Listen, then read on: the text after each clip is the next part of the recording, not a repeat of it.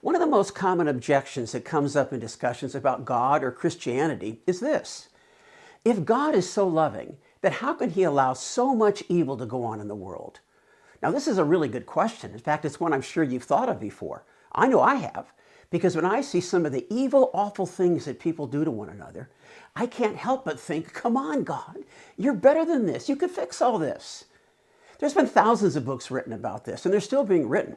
So we're not going to be able to answer this question in just a few minutes. But what I want to do is give you a few thoughts to help move people's thinking in the right direction. Now, this isn't going to be an answer for Christians because as followers of Jesus, we come from a totally different perspective.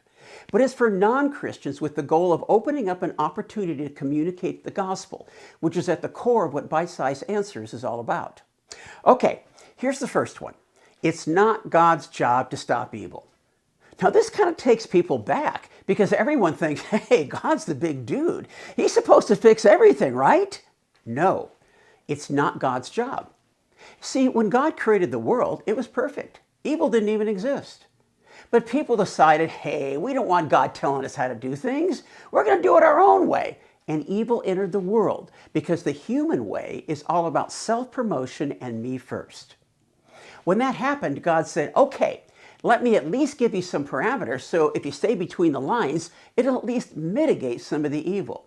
So don't lie to one another, and don't steal from each other, and don't be sleeping with somebody else's spouse, and don't kill each other.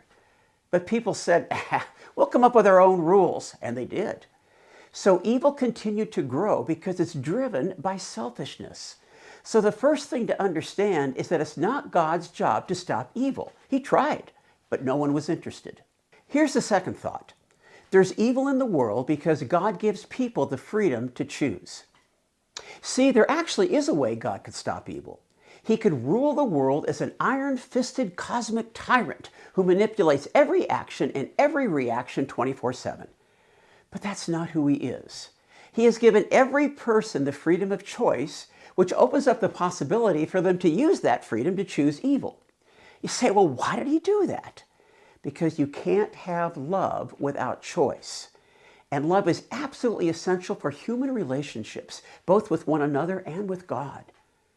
But when people choose wrong, it brings evil and consequences into the environment in a way that affects a lot of people. You say, well, that's not fair, that someone else's evil choice should bring evil on me. But think about it. If you're a parent, I have no question that some of your bad or even evil choices have brought pain to your family. And as a kid, I have no question that some of your bad or even evil choices have brought pain to your parents. It's just the way culture and society works. It's the ripple effect of the consequences of wrongdoing. And it's not God's job to stop that. He gives you and me the freedom to stop it. And when we and others choose not to, he says, not my job. You made the choice. Now you're going to have to figure it out. Here's one more thought. If it were God's job to stop evil, then who's going to decide what's evil? Since people already decided they didn't want God to do this, then who's going to do it? And you can be sure everybody won't agree on this. Do we want Nazi Germany to do it? Those who thought that because there were millions of people they considered to be undesirable, it was okay to kill them? They didn't even think this was evil. In fact, they thought it was good. Or do we want some terrorist group who thinks it's okay to kill those who don't agree with them, or to wipe out entire religions that they disagree with, to kill the infidels? Do we want them to do it?